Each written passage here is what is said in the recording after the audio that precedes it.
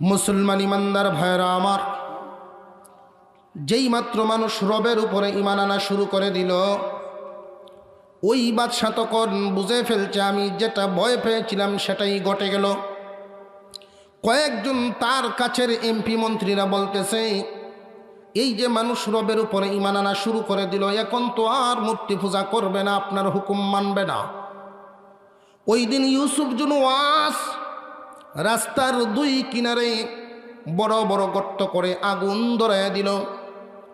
Army, police, BDR তৎকালীন জামানার সৈনিকদেরকে হুকুম দিল, যারা ইমান ছাড়বে তাদেরকেই বাঁচতে দিবে, যারা ইমান ছাড়বে না এদেরকে বাঁচতে দিবা না। ওই দিন মানুষদেরকে আগুনের গর্তের সামনে নিয়ে পরীক্ষার সম্মুখীন করা হলো। পরীক্ষা করা হচ্ছে, তুমি কি ইমান ছাড়বা নাকি জীবন দিবা, কোনটা করবা? ওই দিন মানুষেরা এক বাক্যে বলতেছিল, জীবন গেলে আল্লাহ পাক রব্বুল আলামিন আবার জীবন দিবেন, কিন্তু ইমান হারাইলে আর ইমান পাওয়া যাবে না, ইমান হারা হওয়া যাবে না।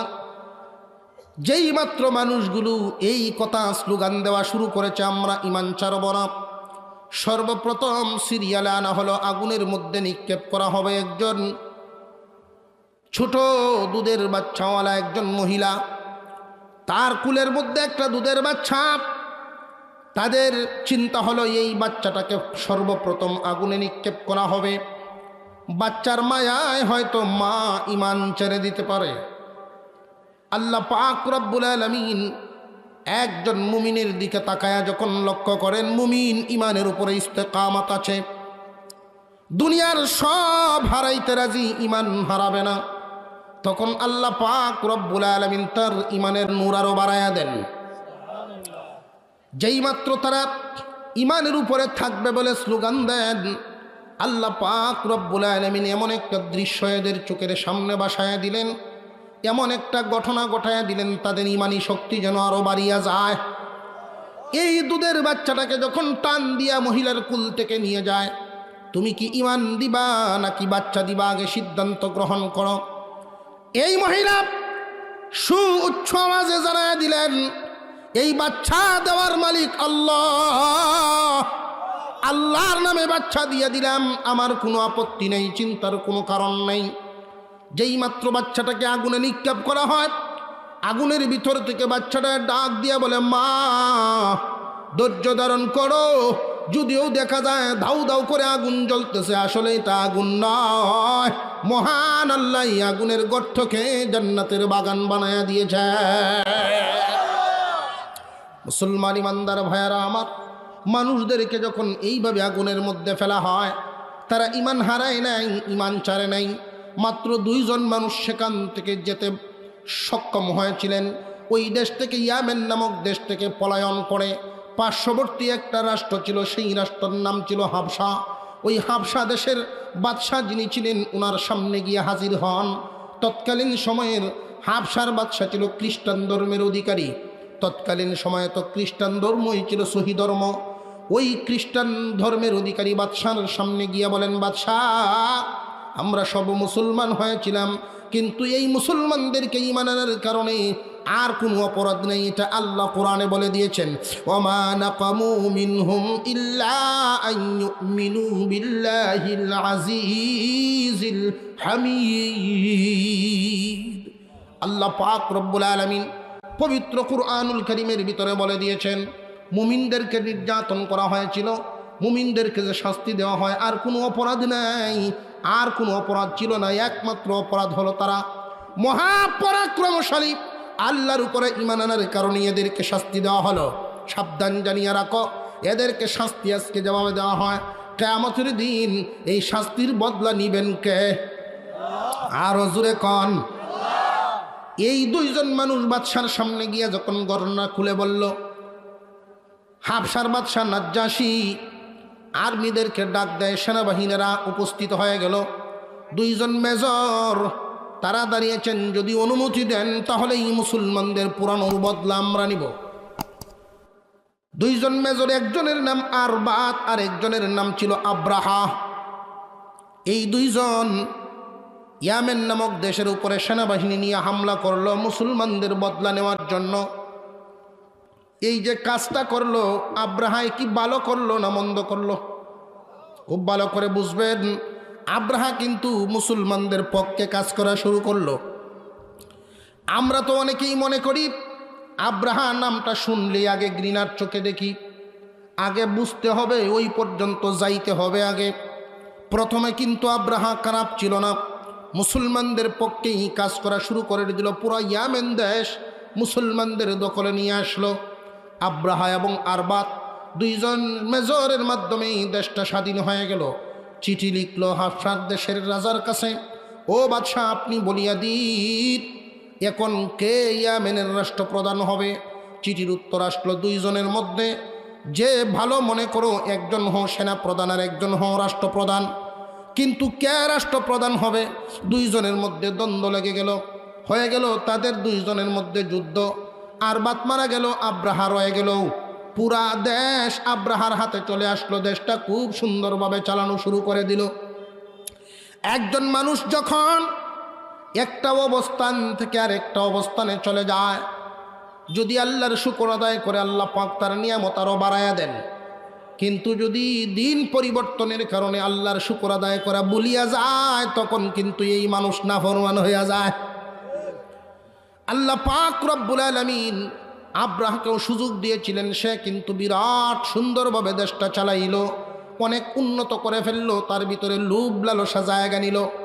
হঠাৎ করে সে ঘোষণা দেয়, সারা পৃথিবী থেকে প্রতি বছর মানুষেরা মক্কা নগরীতে যায় খানায় কাবার মোহব্বত নিয়া।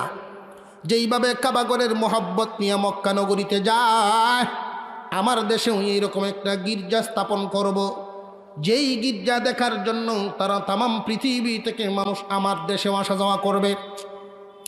আল্লাহ পাক রব্বুল আলামিন এখনো পর্যন্ত কিন্তু তারে মাফ করেই যাচ্ছেন। মহান মাওলাই আদেশ করেছেন, কাবাগর হয়েছে, কাবাগরের সাথে দুনিয়ার অন্য কোনো ঘরের তুলনা আছে নাকি? মহান আল্লাহ এই পৃথিবীতে মানুষ পাঠাইবার আগেই কিন্তু কাবাগর বানাইয়াছেন। এই পৃথিবীর জমিনে কোনো ঘর বানাইবার আগে কাবাগর বানিয়েছেন। মহান আল্লাহ কুরআনুল কারীমের ভিতরে উল্লেখ করেন, ইন্না আউওয়ালা বাইতিন বুদিআ লিন্নাস, মানুষের জন্য আল্লাহ পাক রব্বুল আলামিন এই কাবাগরটা সর্বপ্রথম বানালেন। কাবাগর কি বসবাসের ঘর না ইবাদতের ঘর? খুব ভালো করে বুঝেন, ইবাদতের ঘর আল্লাহ আগে বানাইছেন, বসবাসের ঘর পরে বানাইছেন। তাহলে গুরুত্বের দিক থেকে ইবাদতের গুরুত্ব আগে না বসবাসের গুরুত্ব আগে? কথা বুঝে আসতেছে আপনাদের? আমরা তো উল্টা করি, এই জন্যই আল্লাহর রহমত থেকে অনেক দূরে সরে যাই। মহান মাওলাই করিম ইবাদতের ঘরটা আগে বানায়া মানুষকে এই মেসেজ দিয়ে দিলেন, দুনিয়াবাসী অস্থায়ী এই দুনিয়ার জমিনে তুমি থাকবা। একটা টার্মিনালে যদি তুমি কিছুক্ষণ দাঁড়াও, বাস আসলেই তোমার চলে যেতে হবে। এখানে সামান্য সময় তুমি ঠেরবা, সামান্য সময় অবস্থান করবা।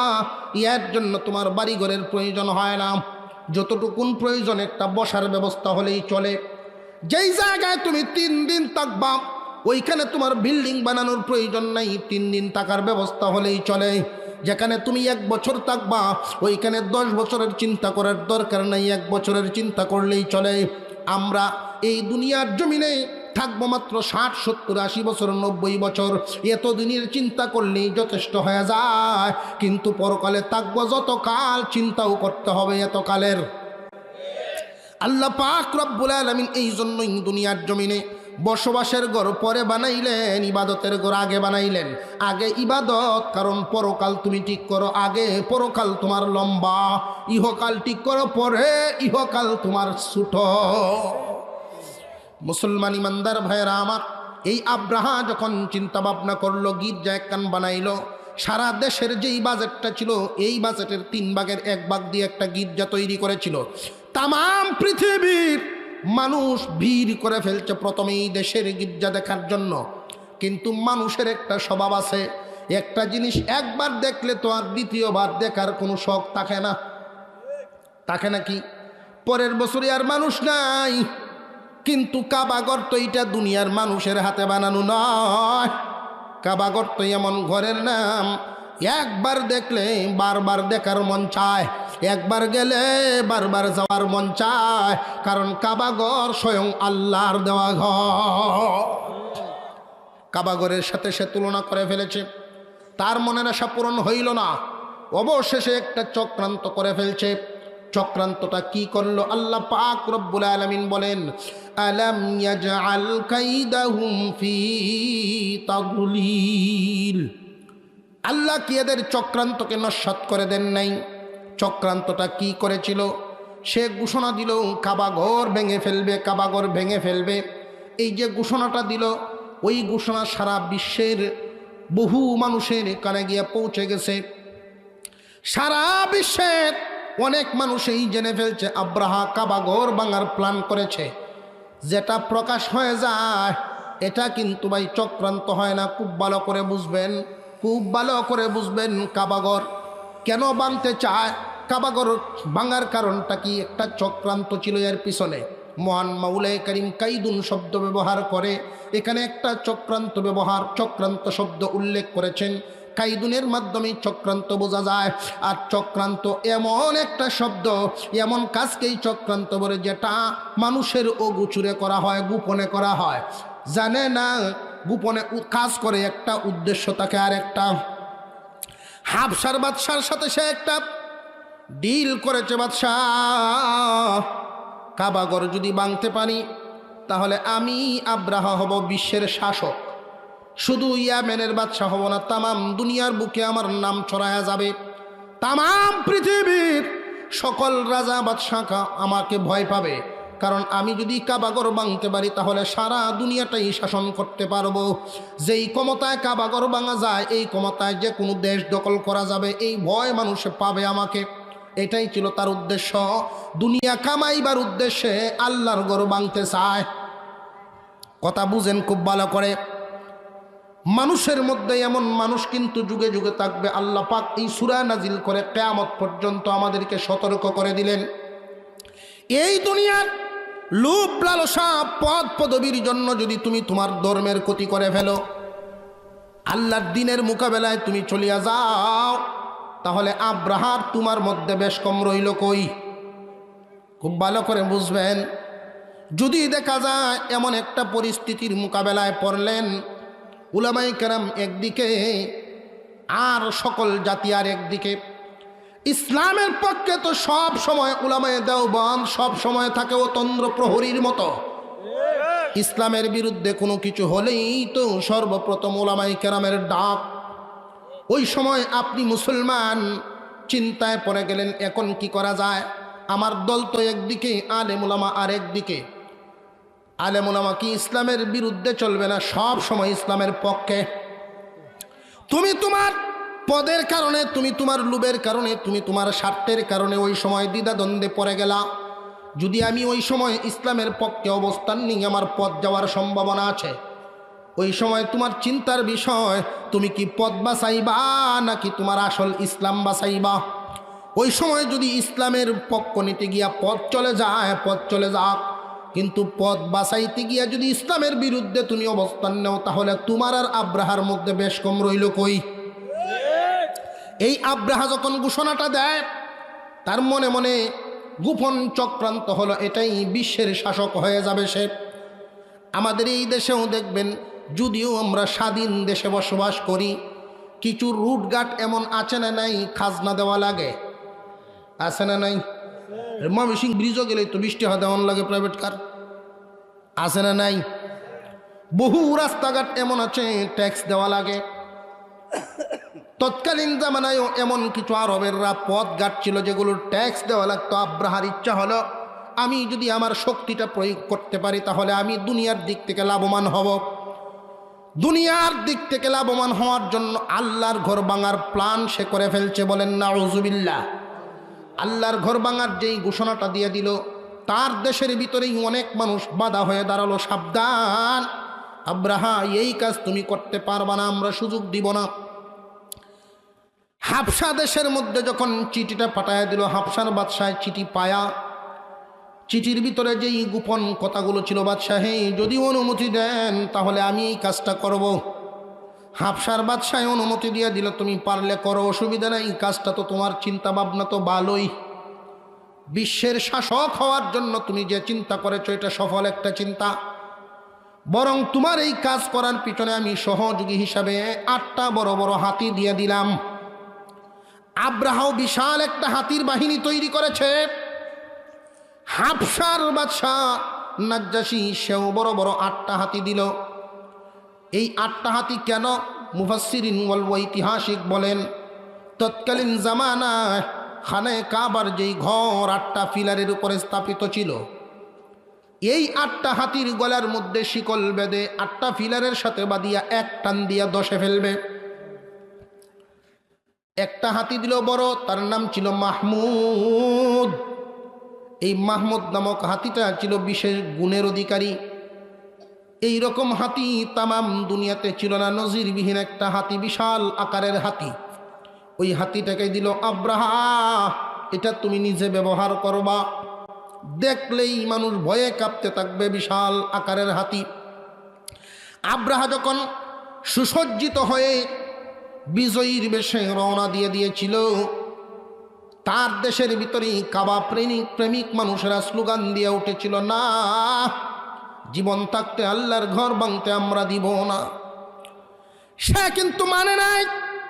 তার দেশের যেই মানুষগুলো কাবা প্রেমিক, একটা মানুষকেও বাঁচতে দেয় নাই, সবগুলিকে শহীদ করে ফেলছে। আল্লাহর ঘরের মান বাঁচাতে, আল্লাহর ঘরের ইজ্জত বাঁচাতে একটা মানুষও পিছপা হয় নাই, জীবন দিয়েছে, তবু আব্রাহার সামনে থেকে সরে না। অনেক মানুষকে শহীদ করার পর এই জালিম আব্রাহা নিজের স্বার্থের কারণে কাবাগর ভাঙবে বলে সব সামনের দিকে যায়। ওইভাবে যাইতে যাইতে যাইতে যাইতে একটা কৌমের সামনে পড়ল। এই কৌমের সর্দারের নাম ছিল হানাতা। এই হানাতা নামক লোকটা প্রতি বছর মক্কা যাইতেন, খানায় কাবার খেদমত করতেন, সেইখানের সাথে তার ছিল বিরাট বড় মনের টান। এই হানাতা যখন শুনতে পারলো আব্রাহা হস্তি বাহিনী নিয়ে রওনা দিয়েছে, হানাতা তার গোষ্ঠী নিয়ে মোকাবেলা করলো। তার গোষ্ঠীর একটা মানুষকেও বাঁচতে দেয় নাই। এই আব্রাহা সবাইকে শাহাদাত বরণ করায়া দিল। আব্রাহায় ঘোষণা দেয়, এই হানাতাকে তোরা মারবি না, কারণ আমি তো আর কোনোদিন মক্কায় যাই নাই, রাস্তাঘাট ঠিক মতো চিনি না।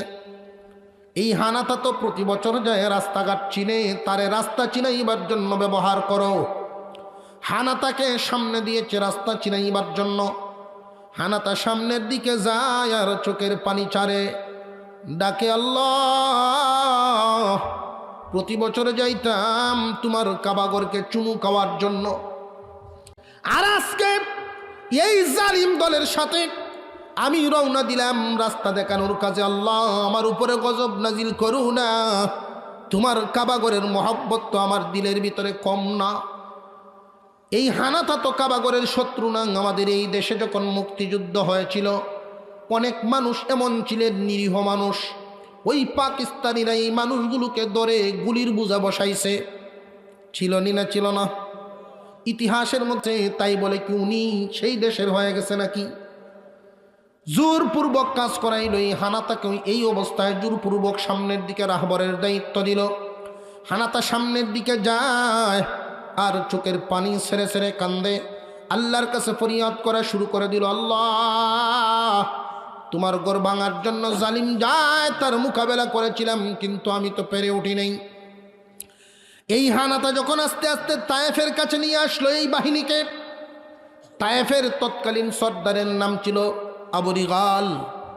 এই আবু রিগাল আব্রাহার সাথে হাত মিলায় ফেলছে, ও আব্রাহা, আমার মনে হয় তুমি বিশ্বের বড় একজন শাসক হইবা। তোমার নাম শুনেছি, ইয়ামেনের সেই বাদশাহ ইউসুফ জুনুওয়াসকে তুমি পরাস্ত করে দেশটা দখল করেছ। এমন একটা সময় আসবে তুমি বিশ্বর শাসক হবে, তখন আমারে তুমি মনে রাখবা, আমি তোমার সাথে আছি। এই আবু রিগাল কাবার পক্ষ বাদ দিয়া আব্রাহার পক্ষ নিল।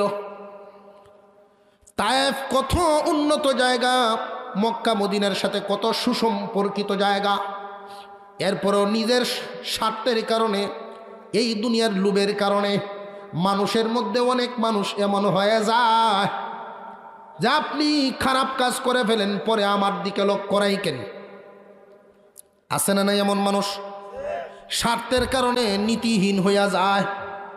এই আবু রিগাল মক্কা মদিনার বিপক্ষে চলে যায়, কাবাগরের বিপক্ষে গিয়ে আব্রাহার সাথে হাত মিলায়, বিশাল বড় বাহিনী নিয়ে যখন কাবার দিকে রওনা দেয়, যাইতে যাইতে যাইতে যাইতে হস্তি বাহিনী যখন এমন একটা জায়গার মধ্যে গিয়ে পৌঁছে গেল, জায়গাটার নাম ছিল মাগমাস। ওই মাগমাস নামক জায়গার মধ্যে আরবের মানুষেরা তাদের উট বকরি বেড়া এগুলো বিচরণ করাতো। ওইখানে গিয়ে তাবু গাড়ছে বিশাল বাহিনী। প্রথমে হানা তাকে একটা গুড়ার মাধ্যমে পাঠাইয়া দিল, যাও একটা পত্র নিয়ে মক্কাবাসীর কাছে যাও, খানায় কাবা আমরা ভাঙতে আসছি, আমার কাজ আমি করে যাব, তারা যদি বাধা না দেয় মক্কাবাসীর কোনো ক্ষতি আমি করব না, আর যদি বাধা দেয় নারী শিশু বৃদ্ধ বৃদ্ধা কাউকে আমি বাঁচতে দিব না। হানাতা প্রথমেই কাগজটা নিয়ে মক্কায় গেল, কাবাগরের কাছে বিশাল একটা টিলার উপরে দাঁড়াইয়া সে ঘোষণা দেয়।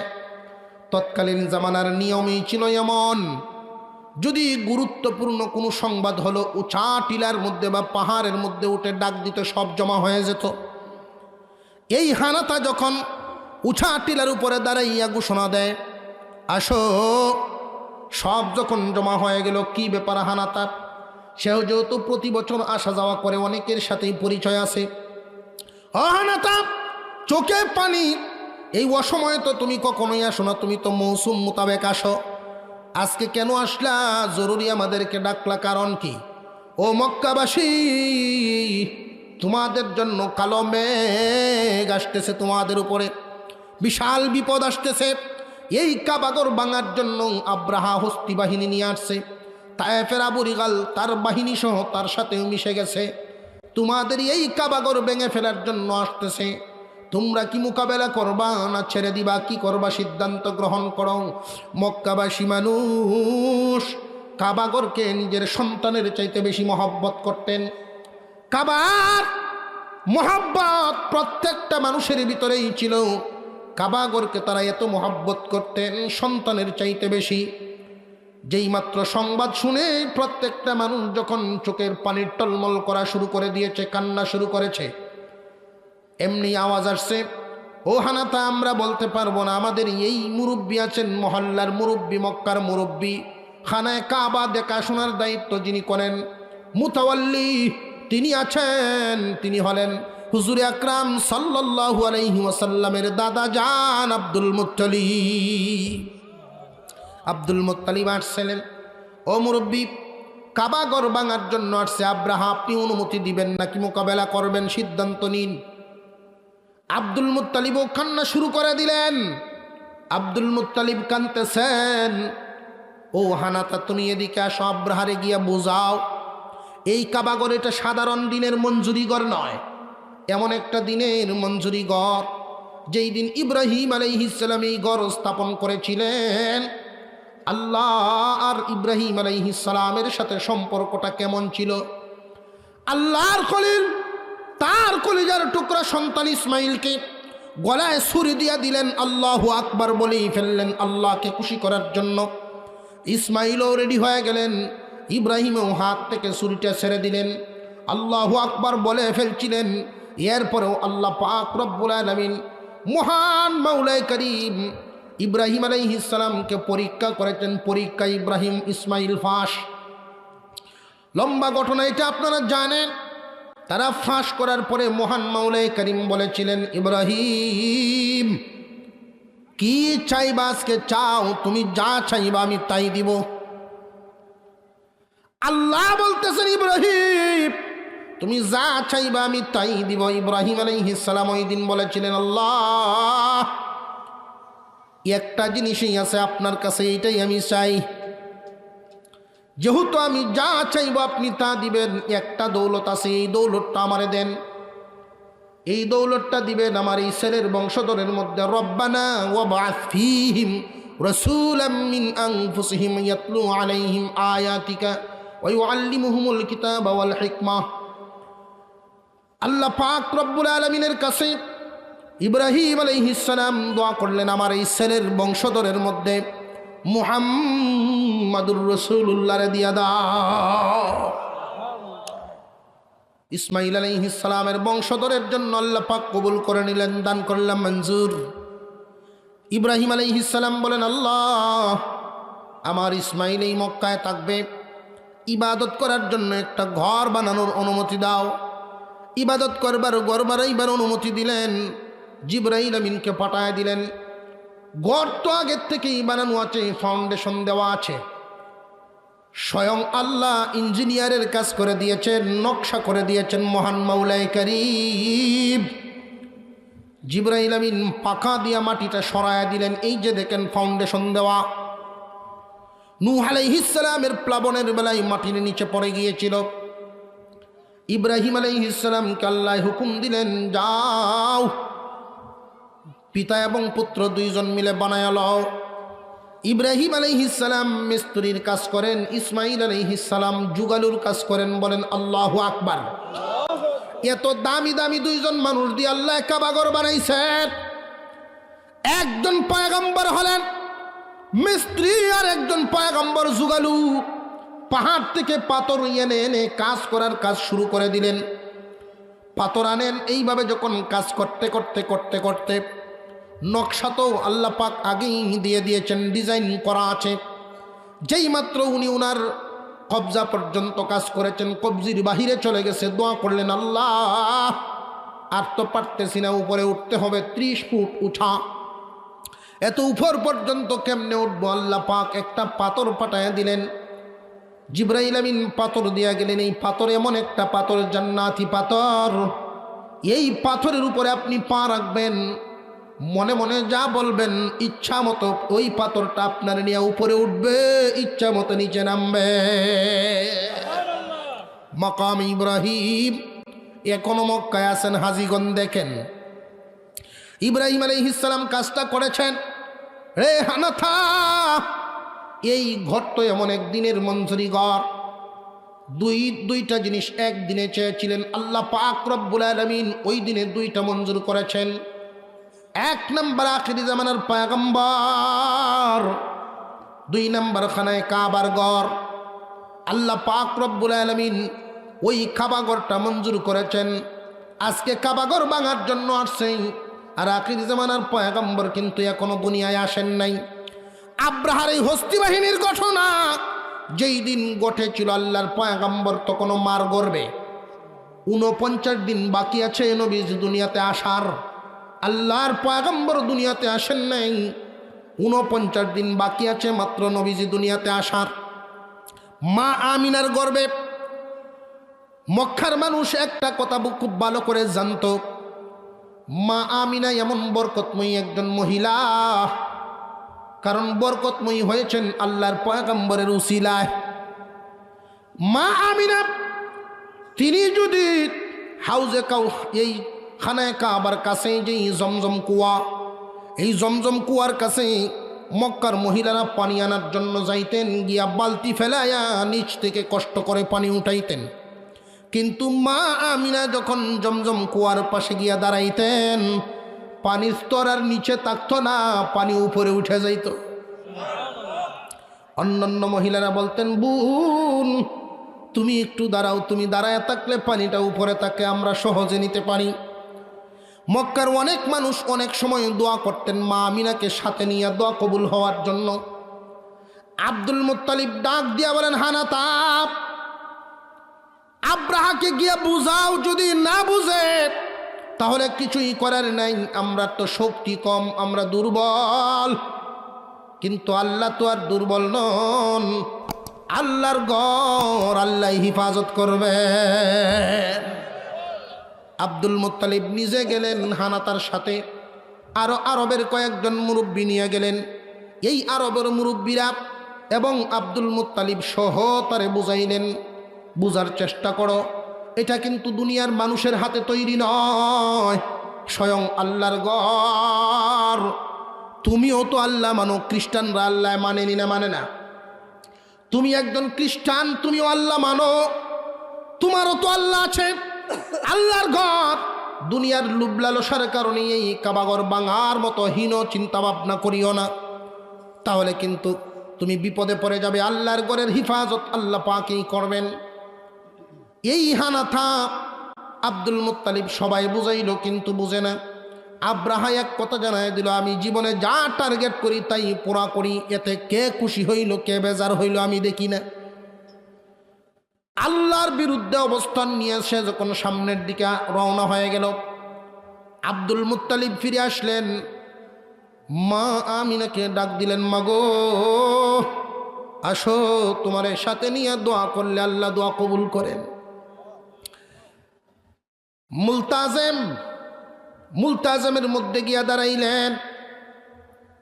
এই মুলতাজেম হলো খানায় কাবার দরজা, চৌকাটের মধ্যে ধরে এখনো পর্যন্ত এই চৌকাটের মধ্যে ধরে কেউ দোয়া করলে আল্লাহ পাকে দোয়া কবুল করে ফেলেন।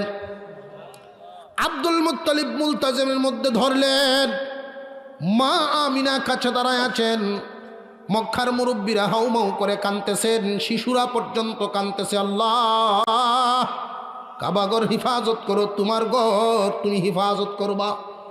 আমাদের শক্তি নাই, আমাদের ক্ষমতা নাই, এই হস্তি বাহিনীর সাথে মোকাবেলা করার মতো ক্ষমতা তো আমাদের নাই, সুতরাং তোমার তো আছে, তুমি তোমার ঘরটা হিফাজত করবা। এই মা আমিনার উসিলা নিয়ে, তার গর্বের সন্তানের উসিলা নিয়া, গর্বের সন্তানকে মুহাম্মাদুর রাসূলুল্লাহ। মক্কাবাসী তো আর এটা জানে না, আল্লাহ জানেন না জানেন না। যার উসিলা নিয়েছেন মাওলা তো তার উসিলাই সব বানাইছেন।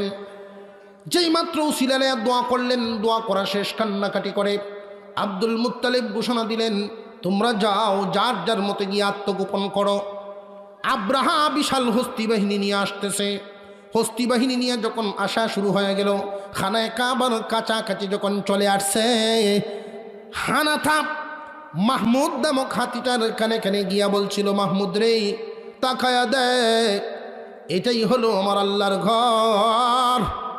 মাহমুদ নামক হাতিটা বিরাট গুণের অধিকারী, সে নিজের বাসাও বুঝত, মানুষের বাসাও বুঝত।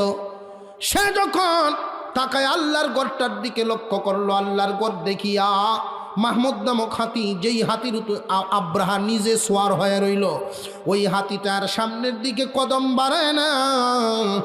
এত মার মারে হাতি তো আর সামনের দিকে যায় না। হাতি বুঝে ফেলছে আল্লাহর ঘর, কিন্তু আব্রাহা আল্লাহর ঘর বুঝে না।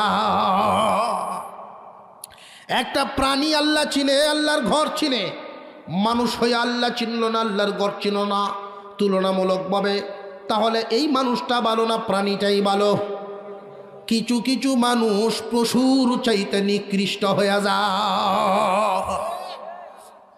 আব্রাহা যখন তার বাহিনী নিয়ে প্রস্তুতি নিল, 8টা হাতির গলায় শিকল বেঁধে ফেলছে, ফিলারের মধ্যে নিয়ে লাগায় ফেলবে, এমনি মহান মাওলায়ে করিম আল্লাহর বাহিনী প্রেরণ করে ফেললেন সাগরের দিক থেকে। বলেন আল্লাহু আকবার।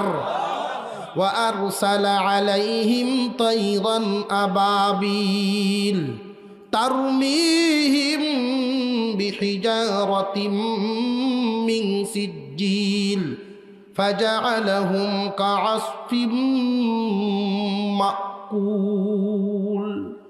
আল্লাহ পাক রব্বুল আলামিন বলেন, ওদের উপরে আমি প্রেরণ করে দিলাম তয়রন আবাবিল, পাখির বিরাট বড় বড় দল। আবাবিল অর্থ দল, তয়রন আবাবিল পাখির দল। অনেকেই মনে করেন আবাবিল একটা নাম, দল বোঝানো হয়েছে এই দলটা পাখিরও হতে পারে, গরুরও হতে পারে, মানুষেরও হতে পারে। আল্লাহ পাক এখানে উল্লেখ করলেন তয়রন আবাবিল, পাখির বিরাট দল পাঠায় দিলেন, বাহিনী পাঠায় দিলেন। কেমনে বাহিনীটা? এই সাগরের দিক থেকে এই বাহিনীটা যখন আসছিল, আব্রাহা বাহিনীও পাখি বাহিনী জীবনে বহু দেখছে, কিন্তু এরকম বাহিনী দেখে নাই। একটা পাখি আর একটা পাখির ডানার সাথে ডানা মিলানো, কালো হয়ে গেছে তাদের উপরটায়, ওরার ভিতরে আতঙ্ক তৈরি হয়ে গেছে। জীবনে কত বাহিনী দেখলাম, এই পাখি কোত্থেকে আসলো? এই জিন্দিগিতে এমন বাহিনী তো দেখি নাই। এক একটা পাখির টুটের মধ্যে মসুর ডালের মতো এক একটা পাথর, এক একটা পাখির 2 পাজরের মধ্যে 2টা করে পাথর। আল্লাহ রাব্বুল আলামিন বাহিনী পাঠায় দিলেন। এই বাহিনী এসে হস্তি বাহিনীর উপর যখন একটা একটা করে নিক্ষেপ করা শুরু করে দিল, ওই নিক্ষেপ করার কারণে মহান মাওলাই করিম তারমিহিম বিহিজারাতিম মিন সিজ্জিল, সিজ্জিল জাতীয় পাথর পাঠালেন। এটা কোনা বিশিষ্ট দাঁড়ালো। ওই পাথরটা যখন যদিও আকারে ছোট, আল্লাহর পক্ষ থেকে আসছে আল্লাহর আযাব, যদিও ছোট হয় কিন্তু পাওয়ারফুল। এই পাথরের পাওয়ার দিয়েছেন কে? আল্লাহ পাক। পাথরের পাওয়ার দেওয়ার কারণে এদের অবস্থাটা এমন হয়েছিল। মহান মাওলাই করিম বলেন, এক একটা পাথর যখন এদের উপরে নিক্ষেপ করা হয়, পাথরের আঘাতে এদের অবস্থাটা হয়েছিল এমন, ফাজআলাহুম কাআসফিম মাকুল। পাথরের আঘাতের কারণে এদের অবস্থাটা এমন হয়েছিল, কোনো প্রাণী যদি কোনো কিছু খায়, কোনো প্রাণী যদি কোনো কিছু চিবায়, চিবানোর পরে একটা বস্তুর অবস্থা যেমন হয়, একজন মানুষের রুটি চিবাইলে রুটিটা যেমন হয়, গরু যদি ঘাস চিবায় এই ঘাসটা যেমন হয়ে যায়, ওই মানুষগুলো পাথরের আঘাতের কারণে এমন হয়ে যায়। আল্লাহর আযাবের কারণে এই মানুষগুলোর একটারও কোনো অস্তিত্ব নাই, সব নিস্তেনাবুদ। সামান্য কয়েকটাকে রাখা হয়েছিল আহত অবস্থায়, যারা ওরা থাকবে যতদিন, মানুষেরা ওদেরকে দেখিয়া শিক্ষা নিবে ততদিন। কিছু মানুষ, এর মধ্যে আব্রাহা নিজেও ছিল জিন্দা। আব্রাহা এখানে মরে নাই। মুফাসসিরিনে কেরাম বলেন, আমরার তো মনে ওরে আগে মারত, কিন্তু ওরে আগে না মারার আল্লাহর বিরাট বড় এক হিকমত। তামাম দেশগুলো ইয়ামেন থেকে আসতে যেই অঞ্চলগুলো পিছনে ফেলে আসছে, ওই অঞ্চলের মানুষেরা হাহাকার করতেছে। কাবা প্রেমিক মানুষের ভিতরে একটা আগুন জ্বলতেছে। কাবাগর ভাঙার জন্য বিজয়ীর বেশে গিয়েছে, কিন্তু আল্লাহর দলের মোকাবেলায় নেস্তেনাবুদ হইয়া শিয়ালের মতো লেজ গুটায় যখন পালাইছে, যারা রাস্তায় দেখেছে সবাই আল্লাহর শুকর আদায় করিয়াছে, যারা রাস্তায় দেখেছে সবাই আল্লাহর শুকর আদায় করিয়াছে। আল্লাহ পাক রব্বুল আলামিন দুনিয়ার মানুষকে নজির দেখাইবার জন্য আব্রাহারে কয়েকদিন বাঁচায়া রাখলেন। এই আব্রাহা পাথরের আচুরা খায়া যখন সে চলে গেল তার দেশে, শুধুমাত্র কয়েকটা আঘাত পেয়েছে, দমে মরে নাই। আঘাতপ্রাপ্ত জায়গাগুলোর মধ্যে কিছুদিনের ভিতরেই ঘা হয়ে গেছে, ক্যান্সার হয়ে গেল, দুর্গন্ধ যখন শুরু হয়ে গেল, কর্মচারীরা বিদায়, কিছুদিন পরে তার বিবিও বিদায়। একেবারে অবহেলিত অবস্থায় আল্লাহর বিরুদ্ধে অবস্থান নেওয়ার কারণে, কাবাগরের বিরুদ্ধাচরণ করার কারণে ওই মানুষটা এত বিশাল পাওয়ারফুল একটা মানুষ নেস্তেনাবুদ হইয়া, ক্যান্সার হইয়া দুনিয়া থেকে বিদায় হয়। আল্লাহর দ্বীনের বিরুদ্ধে, ইসলামের বিরুদ্ধে কখনোই কোনো জাতি বিজয় লাভ করতে পারবে না, পারে নাই, কিয়ামত পর্যন্ত পারবে না। এটা আল্লাহর চ্যালেঞ্জ। কোনো জাতি আল্লাহর বিরুদ্ধে মোকাবেলা করার ক্ষমতা রাখে না। আল্লাহ যেই বাতি জ্বালাতে চান